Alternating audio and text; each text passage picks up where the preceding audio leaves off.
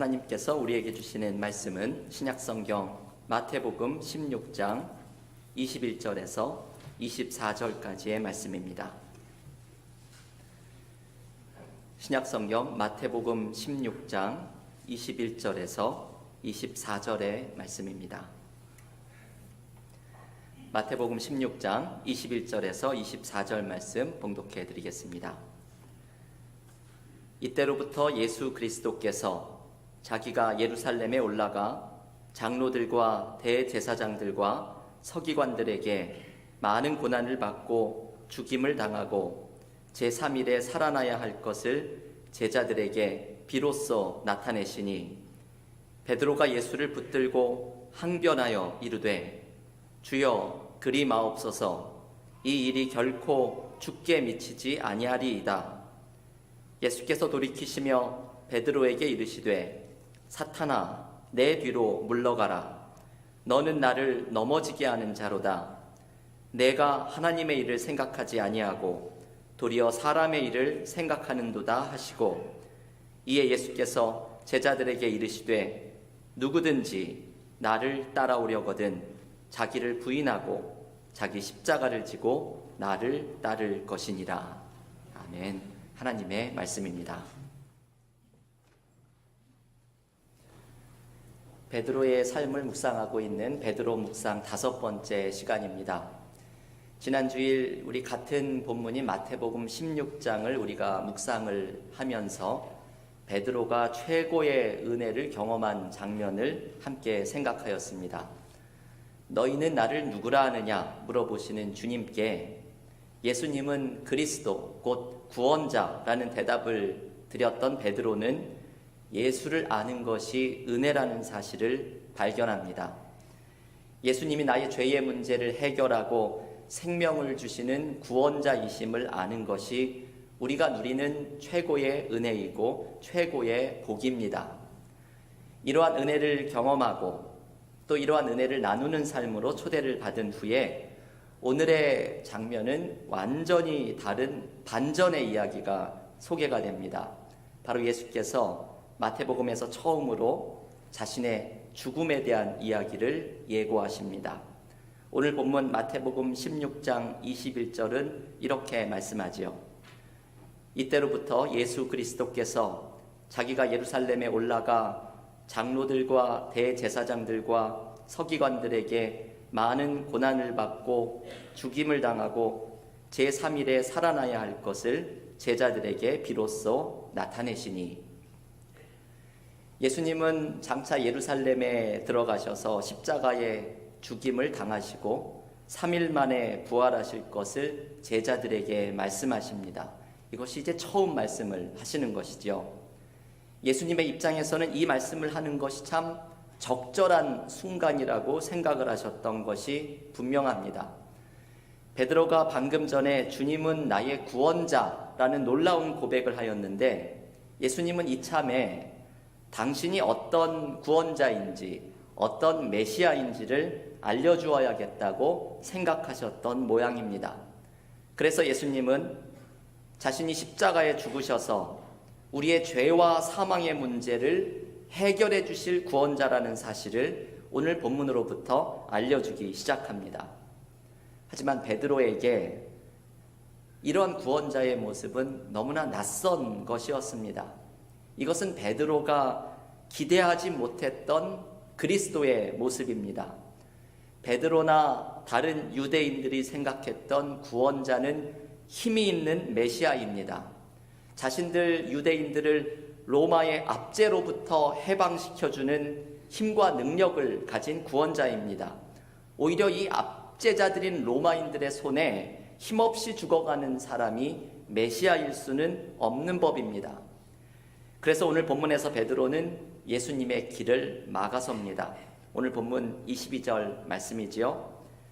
베드로가 예수를 붙들고 항변하여 이르되 주여 그리 마옵소서 이 일이 결코 죽게 미치지 아니하리이다.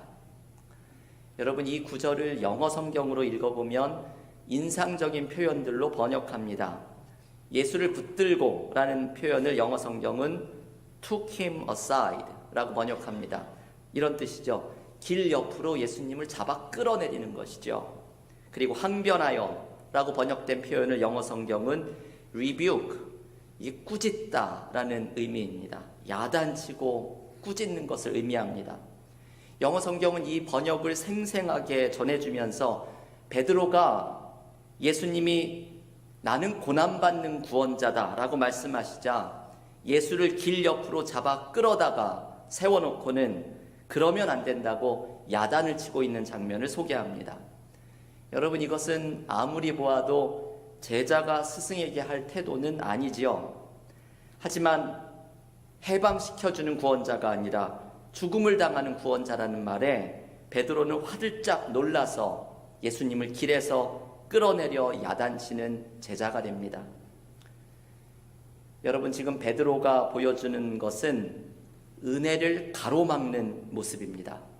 예수님이 말씀하신 십자가의 죽음이 사실은 우리의 죄와 죽음의 문제로부터 해방시켜 주시는 최고의 은혜인데 베드로는 이 낯선 은혜를 자기의 생각으로는 도무지 이해할 수 없습니다. 우리의 생각과는 다른 은혜, 우리의 기대를 완전히 넘어서는 은혜 앞에 베드로가 보여주는 모습은 예수를 그 길에서 끌어내려서 야단을 치는 은혜를 통제하는 모습입니다. 우리는 내가 이해하지 못하는 하나님의 인도하심 앞에서 내가 그 은혜를 통제하려고 하는 모습으로 설 때가 얼마나 많이 있습니까? 저는 이러한 주제를 생각할 때마다 떠오르는 신학자가 한 분 있는데요. 고수케 고야마라는 일본 신학자입니다. 이분은 하나님을 자신이 쓴 책에서 시속 3마일의 하나님이라고 표현합니다. 제가 이 말씀을 소개를 해드렸죠. 우리는 하이웨이에서 시속 70마일, 80마일로 달리지만 하나님은 시속 3마일로 달리는 우리와는 다른 분이라는 것을 강조합니다. 우리 한국 사람은 빨리빨리가 몸에 배어 있어서 이런 하나님의 모습이 속 터지고 답답하게 느껴질 수 있습니다. 효율적인 것을 따지는 우리로서는 하나님이 이렇게 일하실 때에 그 방식이 너무나 비효율적으로 느껴집니다. 하나님이 좀 나의 생각과 계획에 딱딱 맞추어 주시면 얼마나 좋으련만 조급한 우리와는 달리 시속 3마일로 달리시니 하나님과 나는 무언가 잘 안 맞는다는 생각밖에는 들지가 않습니다. 이러할 때 우리가 하는 일은 하나님의 계획을 통제하는 것입니다. 베드로처럼 하나님의 계획을 막아서고 오히려 하나님을 야단치면서 나의 생각과 계획으로 은혜를 통제해 가려고 합니다. 십자가의 죽음이 진짜 은혜인 줄도 모르고 이 은혜를 통제하려고 하는 어리석은 베드로에게 예수께서 중요한 가르침을 주십니다. 오늘 본문 마태복음 16장 23절 말씀입니다. 여러분, 이 말씀 한번 같이 읽어볼 텐데요. 주보 앞에도 있는 요절의 말씀 마태복음 16장 23절 함께 읽겠습니다. 예수께서 돌이키시며 베드로에게 이르시되 사탄아 내 뒤로 물러가라. 너는 나를 넘어지게 하는 자로다. 내가 하나님의 일을 생각하지 아니하고 도리어 사람의 일을 생각하는도다. 예수님의 베드로를 향한 이 꾸짖으심은 우리를 놀라게 하죠. 주님이 베드로를 사탄아라고 먼저 부르십니다. 지난 주일에 묵상했던 전 장면 마태복음 16장 18절에서 예수께서는 베드로에게 내가 너의 믿음 위에 교회를 세우겠다 칭찬을 하셨는데 이 칭찬을 들었던 베드로가 한순간에 주님을 그 십자가의 길 위에서 끌어내리려는 사탄이라고 책망을 받습니다. 여러분, 이 모습을 우리가 잘 기억을 해야 하죠. 아무리 은혜를 받은 사람도 한순간에 하나님의 길을 막아서는 사람으로 둔갑할 수 있습니다. 인간의 교만함은 어느 순간이든 우리를 사로잡을 수 있습니다. 가장 큰 은혜를 받은 순간에 서 있는 사람은 넘어질까 조심해야 합니다.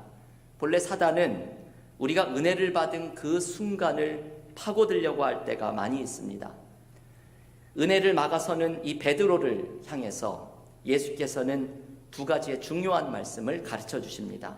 그리고 이 두 말씀은 오늘 우리 모두에게 주시는 하나님의 말씀입니다. 첫째는 내 뒤로 물러가라 라는 말씀입니다.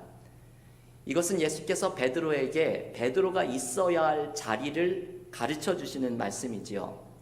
베드로가 있어야 할 자리는 예수님의 뒤입니다. 주님보다 앞서가려고 하지 말고 주님의 뒤에서 예수를 따라가는 제자가 되어야 합니다. 여러분, 우리는 얼마나 많이 주님보다 앞서가려고 할 때가 있습니까?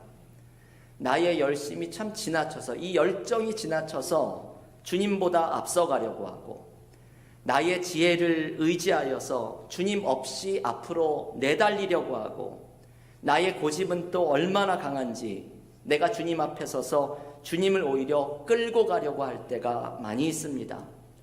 그러나 주님은 오늘 베드로를 통해서 우리 모두에게 너의 자리를 기억해라 말씀하십니다. 우리가 있어야 할 자리는 주님의 뒤입니다.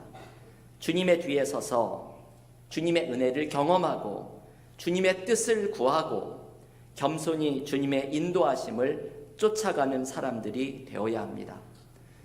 여러분, 우리의 문제는 주님의 뒷자리로 물러섬이 없는 것, 이것이 우리의 문제입니다. 제가 한 책에서 진계유라는 중국 문인의 시의 한 대목을 읽게 되었습니다. 이런 시이지요.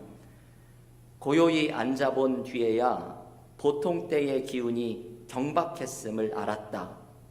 침묵을 지킨 뒤에야 지난날의 언어가 조급했음을 알았다. 유명한 구절인데요. 이것은 물러섬 속에서 경험하는 은혜를 소개하는 시입니다. 일상의 삶에서 물러서서 잠잠히 삶을 돌아보았더니 나의 삶이 얼마나 가벼웠는지, 그리고 나의 말은 얼마나 조급했는지 이것을 발견하게 되었다는 것이죠. 예수님은 언제나 하나님의 뒤로 물러서는 것을 보여주셨던 분입니다. 예수님은 바쁜 일상의 사역 속에서도 새벽이 되면 한적한 곳을 찾아 하나님께 기도로 나아갔습니다. 기도는 주님께서 하나님의 뒤로 물러서는 순간입니다. 이 땅에서의 모든 사역을 하나님의 뜻에 따라 감당하겠다는 주님의 물러섬입니다. 그런데 우리의 문제는 예수께서 보여주신 것처럼 주님의 뒷자리로 물러서지 않는 것이 우리의 문제입니다. 우찌무라 간조는 이런 말을 하였다고 하죠.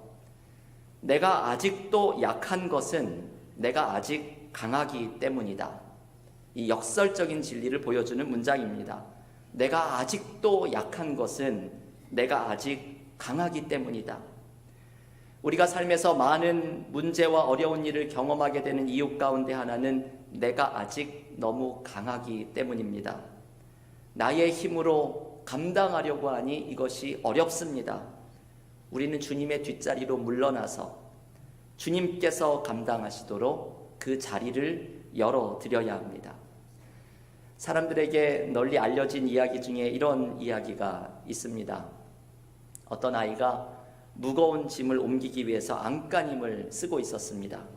하지만 이 짐이 너무나 커서 이 어린아이의 힘으로는 그것을 옮기는 것이 역부족이었습니다. 이 모든 장면을 이 아이의 아빠가 옆에서 물끄러미 그 모습을 지켜보고 있었습니다. 마침내 아빠가 아이에게 이렇게 말을 합니다. 얘야, 너 지금 최선을 다하고 있는 거니? 아이는 그렇다고 아빠에게 대답했습니다. 그러자 아빠가 이 아이의 얼굴을 사랑스러운 눈빛으로 바라보면서 이렇게 말합니다. 얘야, 너는 지금 최선을 다하고 있지 않단다. 왜 너는 아빠에게 그 짐을 옮겨달라고 부탁을 하지 않는 거니? 여러분, 이 이야기는 우리의 모습을 그대로 보여주는 이야기입니다. 우리는 내가 주님의 앞에 서서 내가 그 짐을 감당하려고 할 때가 얼마나 많은지 모릅니다. 그리고 나는 최선을 다해서 그 일을 감당하고 있다고 말을 합니다. 하지만 우리의 최선은 주님께 도움을 요청하는 것입니다. 앞서가던 내가 주님의 뒤로 물러나서 주님이 일하실 자리를 마련해 드리는 것입니다. 주님의 뒤에 서서 예수께서 주시는 은혜를 공급받고 예수님의 인도하심을 따라가는 것이 우리가 있어야 할 자리입니다. 교회 여러분, 오늘 내 뒤로 물러가라, 이 주님의 음성을 들으십시오. 삶의 모든 문제 속에서 주님의 뒤에 서서 주님의 인도하심을 따라가는 우리가 있어야 할 자리에서는 믿음의 삶이 될 수 있기를 간절히 기원합니다. 두 번째, 주님이 베드로에게 주시는 말씀은 이것이죠. 내가 하나님의 일을 생각하지 아니하고 도리어 사람의 일을 생각하는도다. 주님의 꾸짖음의 말씀입니다. 이 말씀을 한마디로 말하면 하나님의 일을 생각하라 라는 말씀이지요. 예수님은 때로 사람의 일과 하나님의 일이 충돌하는 것을 경험할 때 하나님의 일을 선택하는 것이 진정한 은혜를 경험하는 방법임을 가르쳐 주십니다. 베드로의 경우에는 사람의 일은 로마의 압제로부터 해방시켜줄 힘이 있는 메시아를 구하는 것, 이것이 바로 사람의 일이었지요. 하지만 하나님의 일은 십자가에서 힘없이 죽음을 맞이하는 고난받는 메시아였습니다. 여러분, 이것에 생각을 할수록 그 결론은 분명하죠. 우리의 생각으로는 로마의 압제에서 해방시켜주는 정치적인 메시아가 현실의 문제를 해결해주는 지혜로운 방법으로 생각됩니다. 하지만 십자가에서 고난받는 메시아는 우리의 기대를 넘어서는 놀라운 은혜를 부어주십니다. 우리의 힘으로는 도무지 해결할 수 없는 죄와 사망의 문제를 해결해 주시는 이 엄청난 은혜를 베풀어 주시기 때문입니다. 그래서 예수님은 사람의 일을 생각하고 있는 베드로에게 그것을 내려놓고 하나님의 일을 붙들 것을 초대합니다. 왜냐하면 하나님의 계획을 쫓아가는 것이 진짜 은혜이기 때문입니다. 내가 인간의 지혜로 하나님의 계획을 통제하려는 것이 아니라 오히려 하나님의 계획에 나를 온전히 열어놓는 것이 바로 은혜입니다. 여러분, 이 말씀을 꼭 기억하십시오. 은혜를 통제하려는 것이 아니라 오히려 은혜를 향해 나를 열어놓을 때 우리는 살아나게 됩니다. 왜냐하면 하나님의 계획은 언제나 우리에게 평안과 미래를 주시는 선한 것이기 때문입니다. 지난 신앙훈련 과정 금요반이 궂은 날씨 때문에 모이지를 못했습니다. 금요반을 취소하면서 저에게 참 아쉬운 마음이 많았는데 그날 다루게 될 주제인 기도에 대해서 나누고 싶은 은혜가 참 많았기 때문입니다. 제가 2주 전에 얘기했던 기도에 대한 은혜의 물방울을 참 많이 모아두었는데 그것을 한 주 미루는 것이 아쉽게 느껴졌습니다.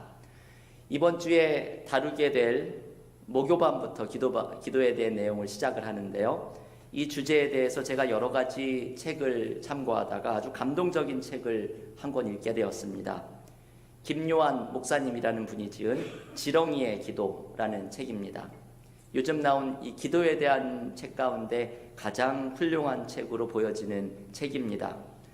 새물결 플러스라고 하는 이 출판사의 대표인 김요한 목사님인데 제가 요즘 나오는 책 중에 출판사를 보고 별로 쓸데없는 책은 출판 안 하겠다 싶어서 신뢰하면서 사는 출판사 가운데 하나가 새물결 플러스이죠. 그 대표를 맡고 있는 김요한 목사님이 이렇게 깊은 지성을 가진 분에게 이분이 이런 깊은 기도의 사람이었다는 것이 저에게 큰 도전이 되었습니다. 이분의 지렁이의 기도라는 책에서 자신이 경험했던 기도의 여러 경험의 이야기들을 소개해 주는데 한 번은 이분이 앞길에 대해서 고민하던 때 받았던 기도의 응답을 소개해 줍니다. 2013년 김요한 목사님이 목회를 그만두고 새로운 사역을 위해서 고민을 하고 있었던 시기가 있었습니다. 목회를 그만두었던 이유는 교단 내에서 일어났던 어떤 잘못된 일을 바로잡으려다가 오히려 그 목사님들, 교회의 잘못된 모습을 보고 너무나 큰 상처를 입고 교회와 목회에 대한 환멸을 느끼게 되었다고 말을 합니다. 그래서 목회를 전부 그만두고 새로운 삶에 대해서 계획을 하고 있는 중에 한 기도하는 분으로부터 이 목사님에 대한 기도의 응답을 듣습니다. 이분이 기도를 하시는데 예수께서 줄자를 가지고 나타나셔서 이 목사님의 이마에 줄자를 대고 재시는 장면을 보았다고 합니다. 줄자를 댄다는 것은 한 사람의 생각을 판단하는 것을 의미하지요. 주님께서 이마에 줄자를 대시면서 이렇게 말씀하셨다고 합니다.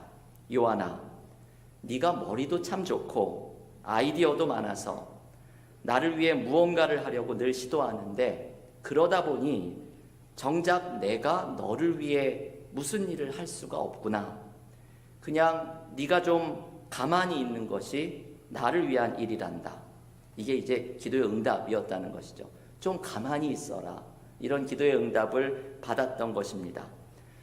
목사님이 이 말씀을 듣고서 황당했다고 합니다. 이게 무슨 기도 응답이냐? 한 귀로 듣고 흘려보낸 후에 얼마 뒤 이제 머리를 식힐 겸 잠시 미국으로 여행을 왔다가 LA에 있는 한 커피숍에서 후배 목사님을 만나러 들어간 자리에 한 미국 할머니가 자기에게 다가오더랍니다. 처음 보는 할머니, 나중에 알고 보았더니 목사님이었던 미국 분이 그분도 처음 만나는 김요한 목사님에게 아이패드를 펼쳐서 그림을 보여주는데 그 그림이 어떤 사람이 이마에 줄자를 두르고 있는 장면을 캡처해서 보여주더랍니다. 그림을 보여준 미국 목사님은 예수님이 자기에게 이 커피숍에 와서 김요한 목사를 기다렸다가 이 그림을 보여주면 무슨 뜻인지 알아들을 것이다. 이렇게 말씀을 하셨다는 것이죠.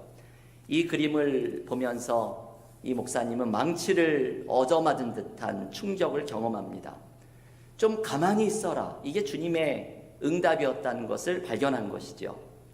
그래서 자신이 세우고 있던 모든 계획을 내려놓고 주님의 말씀대로 겸손히 주님의 뜻을 구하기 시작하면서 마침내 한국교회와 젊은이를 세우는 문서사역에 남은 인생을 걸기로 다짐합니다.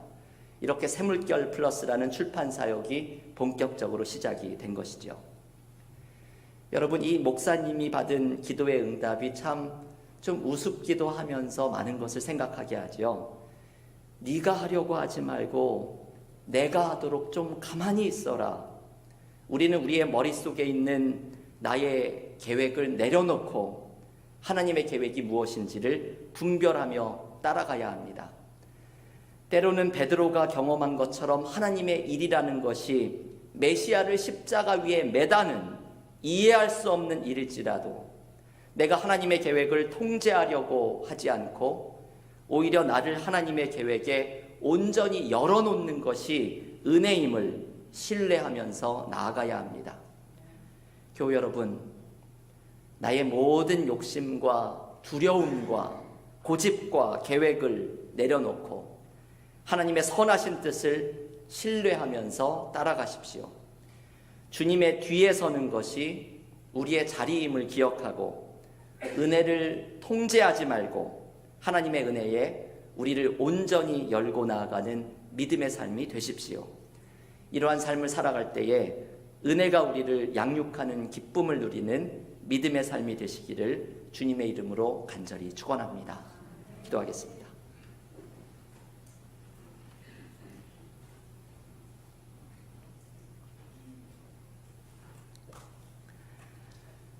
주님, 우리의 삶에 많은 삶의 문제들과 계획들이 있습니다.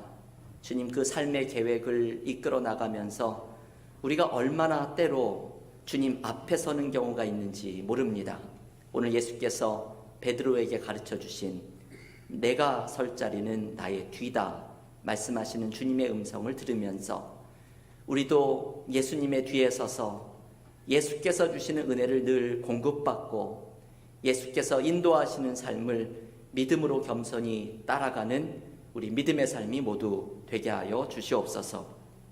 우리가 때로 이해할 수 없는 하나님의 계획을 통제하려 들지 말고 하나님의 은혜와 계획을 신뢰하며 그 계획 앞에 오히려 나를 활짝 열어놓게 도와주시사 신실하신 하나님, 우리의 삶에 선한 것을 계획하신 하나님께서 우리의 삶을 은혜 가운데 이끌어 주시는 은혜가 양육하는 기쁨을 모두가 경험하게 하여 주시옵소서. 예수님의 이름으로 기도하옵나이다.